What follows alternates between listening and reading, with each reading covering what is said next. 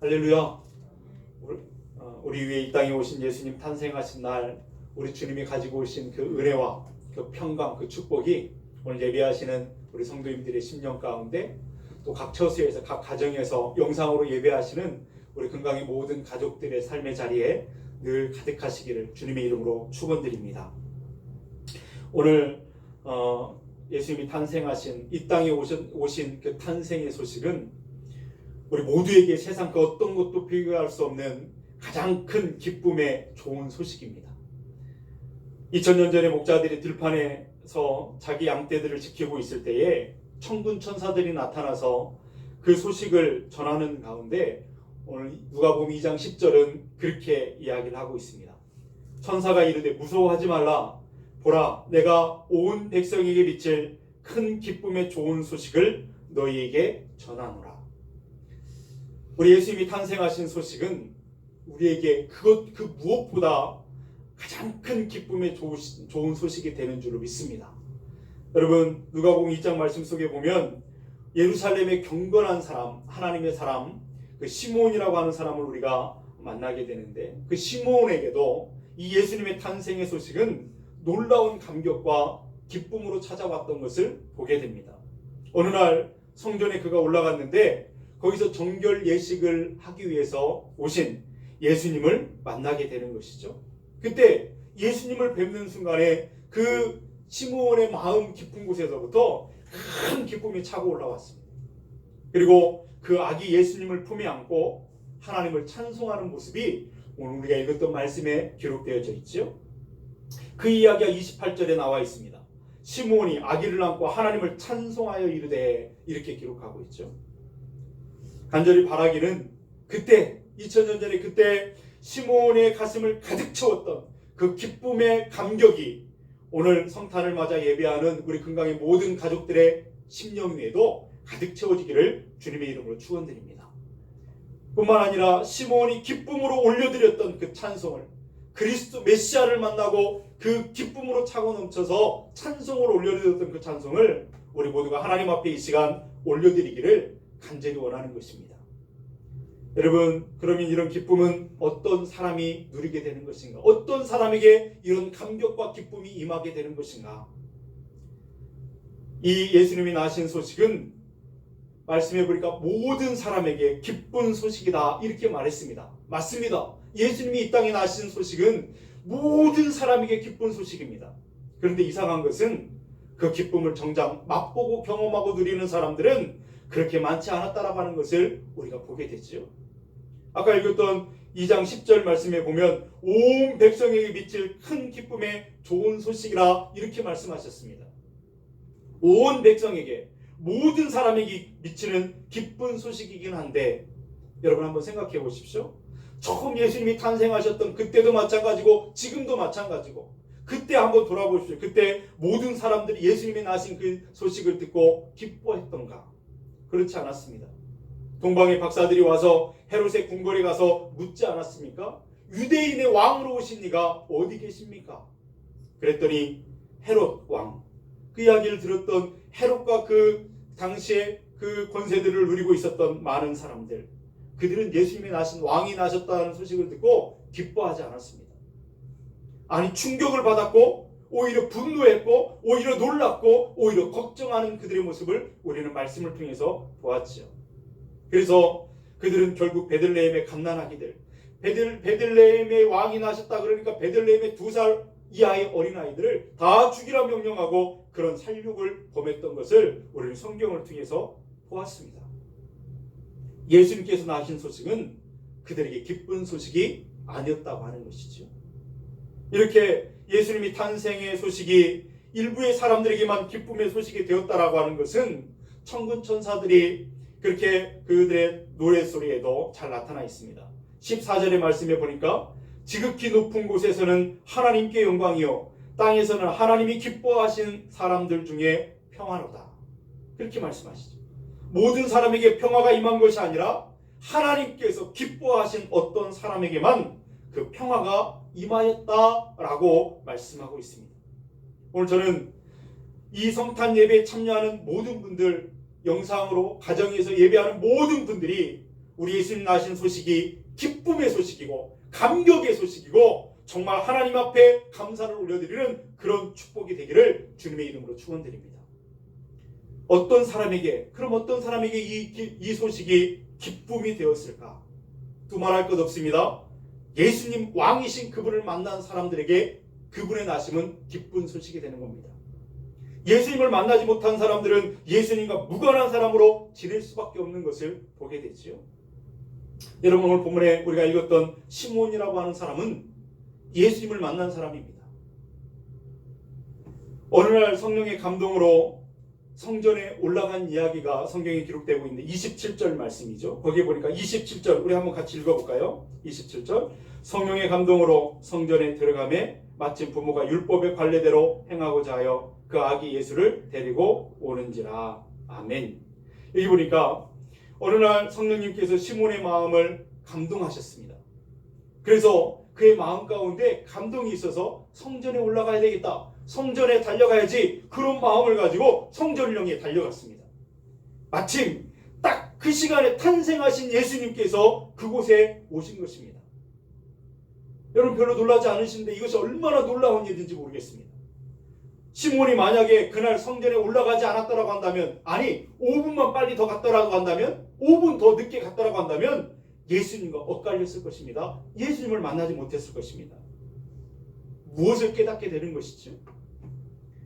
성령님께서 우연처럼 보이는 그 만남을 그 배후에서 놀랍도록 역사하시고 섬세하게 인도하셨다라고 하는 사실을 우리가 깨닫게 되는 것입니다. 그래서 시므온과 예수님이 그때 그 시간에 딱 그들이 만나도록 하셨다라고 하는 것을 우리가 보게 되는 것이죠. 그렇게 예수님을 만나 뵙는 순간 시므온의 마음속에는 말할 수 없는 그 기쁨이 충만하게 차고 올라왔던 것을 보게 됩니다. 여러분, 오늘 예배를 드리고 있는 우리는 이미 예수님을 믿고 또 영접했고 그렇게 알고 있는 그런 사람들입니다. 우리가 이 자리에서 우리 예수님을 환영하고 기뻐하고 예배할 수 있는 것은 무엇 때문입니까? 그때 시므온과 예수님을 만나게 하셨던 그 역사, 그것처럼 우리에게도 하나님이 그런 은혜를 주신 결과인 줄로 믿습니다. 우리가 어떻게 예수님을 만나게 되었습니까? 여러분의 삶에 어떻게 예수님을 처음 만나게 되었습니까? 다양한 모습들을 가지고 우리는 예수님을 만나게 됐을 것입니다. 어떤 사람은 모태신앙인들이 계실 거예요. 믿음의 부모 아래 태어나는 그것이 보니까 주님의 크신 섭리였고 은혜였다는 사실을 깨닫게 되는 것입니다. 어떤 분들은 누군가의 전도를 받고 예수님을 만난 분들도 계실 것입니다. 그러니 길거리를 가다가 알지 못하는 어떤 사람에 의해서 전도지를 받은 것이 놀라운 하나님의 섭리와 은혜였다는 것을 깨닫게 되는 것입니다. 학교 다닐 때, 학창시절 때 예수님을 만났다고 한다면 학교 다닐 때 내 옆에 있었던 그 짝꿍이 예수님을 잘 믿는 친구였다라고 하는 것이 우리에게 은혜였다라고 하는 것을 깨닫게 되는 것이죠. 우리가 사는 곳이, 우리가 이사했거나 우리가 어떠든 사는 곳이 내 옆집에 있는 사람이 예수님을 잘 믿는 어떤 사람이었다라고 하는 것이 우리에게 주신 하나님의 놀라우신 섭리요 은혜였다라는 것을 깨닫게 되는 것입니다.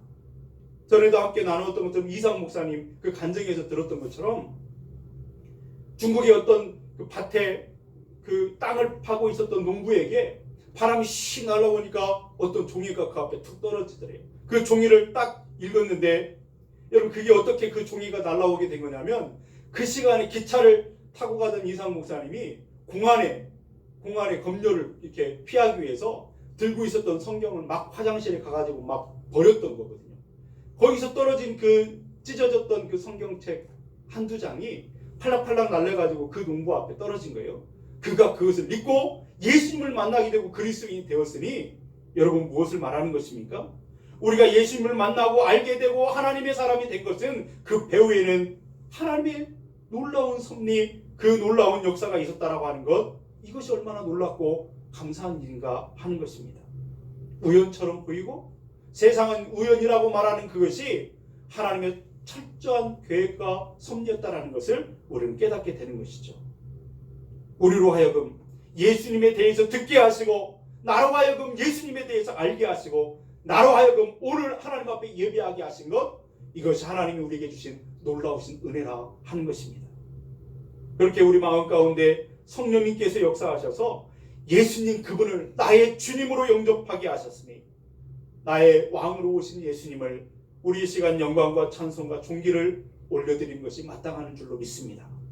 그러므로 예수님을 만난 사람에게는 예수님의 나심이 큰 기쁨이 되는 것이죠. 그러나 그렇지 않은 사람들에게는 아무런 관심도 없습니다. 예수님이 이 땅에 태어나신 일이 어쨌다는 거냐고 말하는 것입니다. 무덤덤한 일이 되고 말더라는 것이죠. 여러분, 바로 여기에 정말 우리 안타까움이 있는 것입니다.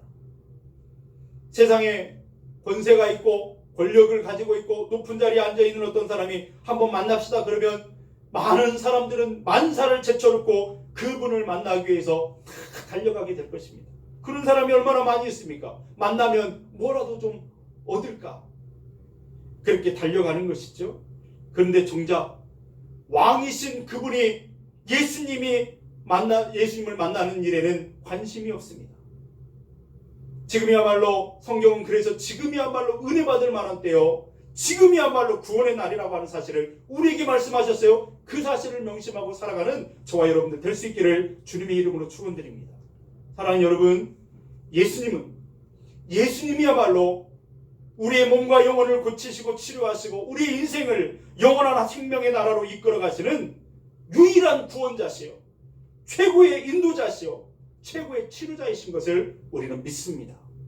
그 예수님께서 왜 이 땅에 오신 것입니까? 우리를 만나시기 위해서 오신 것입니다.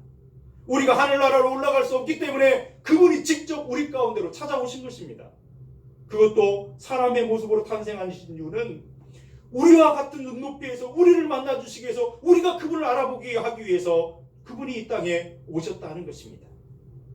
우리 금강의 모든 가족들, 오늘 예배하는 우리 금강의 모든 성도님들이 모두가 그 예수님을 인격적으로 더 깊이 만나는 은혜가 있기를 원합니다.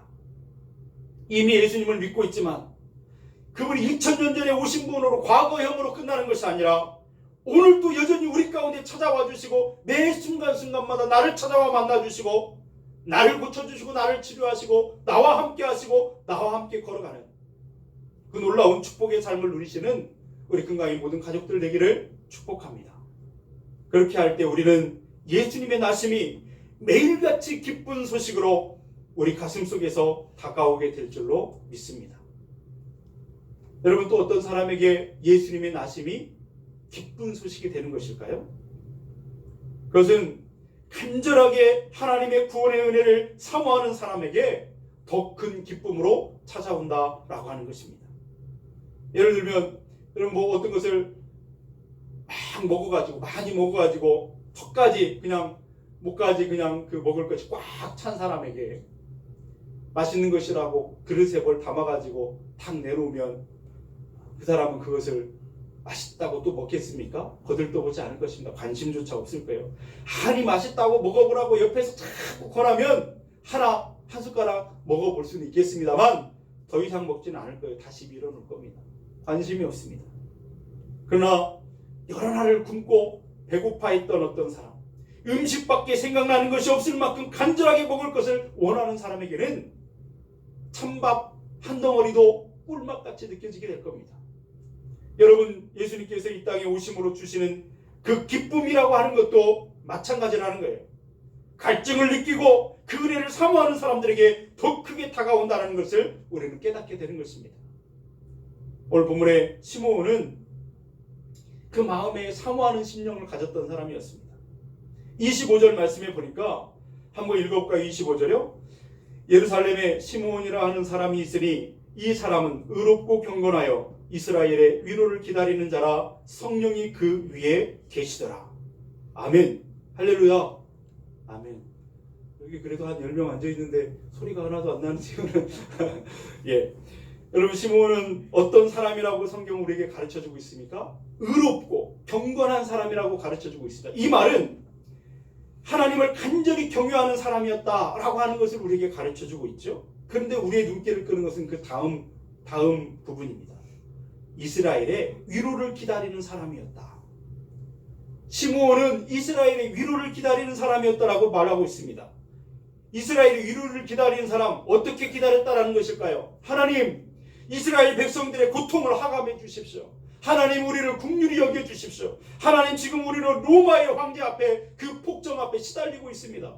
헤로드 왕의 그 억압 가운데에서 우리는 고통하고 있습니다. 하나님 우리를 긍휼히 여겨달라고. 우리들에게 대제사장이 있지만 그는 세상의 권력과 야합해서 우리를 돌아보지 않습니다. 우리를 돌봐주지 않습니다. 공부를 많이 했다고 율법을 많이 한다고 하는 사람, 그 서기관들은 백성들을 무시하기 일쑤입니다. 율법을 많이 한다고 율법주의자 경건을 자처하는 바리새인들은 율법의 굴레 안에 갇혀서, 율법의 감옥 안에 갇혀서 살았지만 죽은 자처럼 살아갑니다. 우리 백성들은 너무나 가난하고 힘들고 고통스럽습니다. 사람들의 얼굴에는 웃음을 찾아볼 수가 없고, 가정에도 길거리에도 시장바닥에도 성전에도 희망의 빛을 도무지 찾아볼 수 없습니다. 하나님 언제까지입니까? 하나님 은혜를, 하나님의 위로를 기다립니다. 갈망합니다. 하나님 위로해 주십시오. 이것이 시므온의 마음이었습니다. 여러분, 하나님께서는 당신의 위로를 갈망하는 사람을 그냥 내버려 두지 않으십니다. 하나님은 그에게 약속하시죠. 26절 말씀입니다. 우리 한번 26절 크게 같이 읽겠습니다. 그가 주의 그리스도를 보기 전에는 죽지 아니하리라 하는 성령의 지시를 받았더니, 아멘. 하나님께서는 시므온에게 약속하셨습니다. 네가 그렇게 나의 위로를 기다리니 네가 살아있는 동안에 메시아를 네 눈으로 보고 만날 수 있게 할 것이다. 하나님 성령님께서 그 마음의 감동으로 약속해 주셨습니다. 그래서 하나님은 헤롯 왕 때에 예수님 메시아 그리스도를 이 땅에 보내주셨는데, 갈라디아서 4장 4절에는 그렇게 말하죠. 때가 참에 하나님이 그 아들을 보내사 여자에게서 나게 하시고, 때가 참에, 그 때는 언제이냐면 하나님의 때, 하나님의 시간을 말하는 거예요. 카이로스의 시간을 말하는 것이죠. 왜 하나님이 근데 때가 찼다라고 말했을까요? 무슨 때가 찬 것입니까? 여러 가지 이야기들을 할 수 있겠지만 오늘 이 말씀 속에서 우리는 그런 생각을 해보게 되는 것입니다. 하나님께서 하늘에서 내려보시는데 시므온이라고 하는 경건한 사람이 눈에 보이는 거예요. 근데 그 사람의 마음 가운데는 하나님의 위로를 갈망하는 마음이 있는 겁니다. 하나님의 은혜를 사모하는 마음이 있는 것입니다. 그러면서 하나님이 생각하기를 그 시므온을 생각해서라도 메시아 보내는 일을 더 이상 늦출 수가 없겠구나. 지금이다. 주님이 그렇게 하신 것이 아닌가, 그런 생각을 하게 되는 것이죠. 그렇게 시므온은 은혜에 대해서 갈증을 느끼고 하나님의 위로를 갈망하며 살았던 사람이었습니다.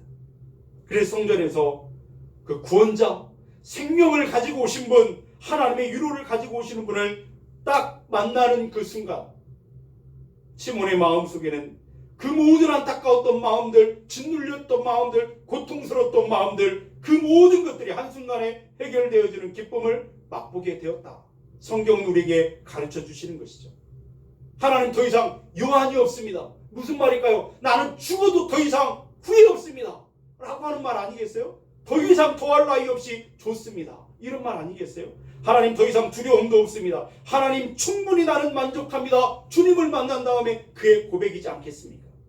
그런 해방감을 그가 맛보게 되었다 하는 것입니다.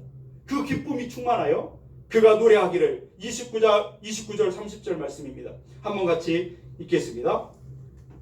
주제여, 이제는 말씀하신 대로 종을 평안히 놓아주시는도다. 내 눈이 주의 구원을 보았사오니. 아멘. 할렐루야.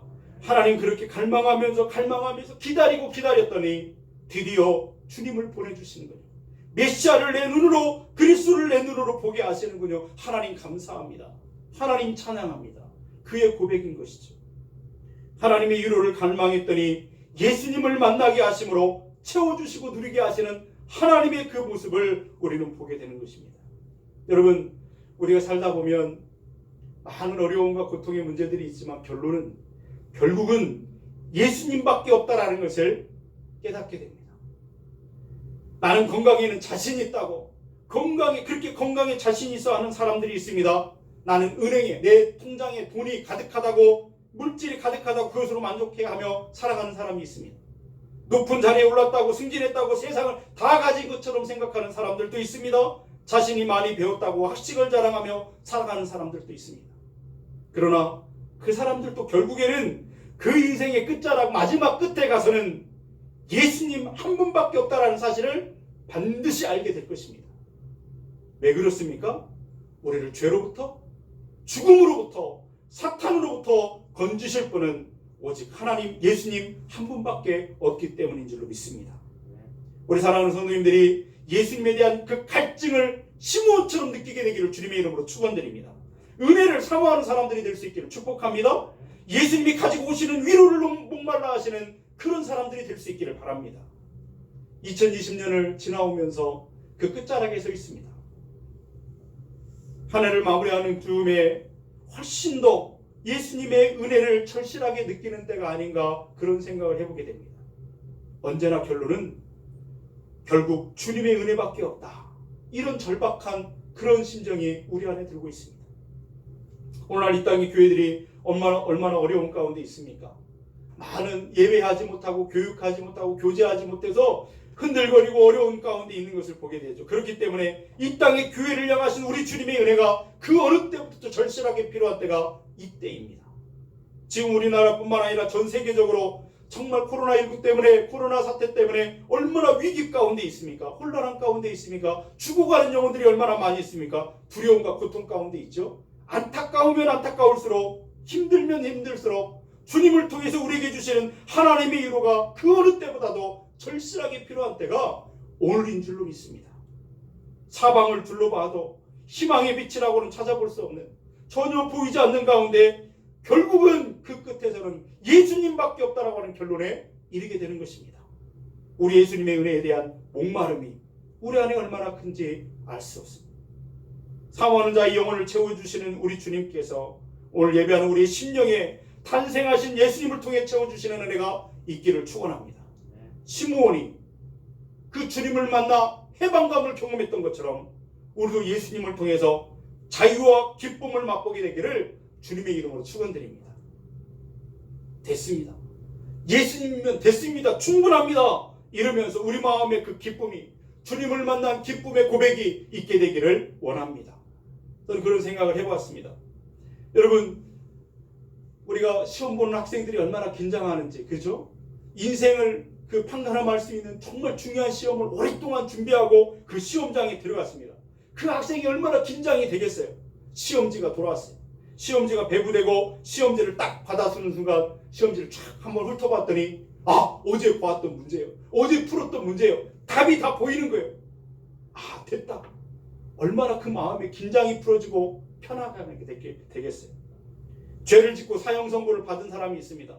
오늘 죽을까 내일 죽을까 그 이름이 불려질까 몰라. 그 마음에 졸이고 두려워하고 걱정과 염려 가운데 있는 사형수가 있다고 생각해 보십시오. 그날도 두려움으로 눈을 뜬 그 아침에 처벅처벅 발걸음 소리가 들립니다. 간수가 내 번호를 부르는 거예요. 2020번 당신은 오늘 사면되었습니다.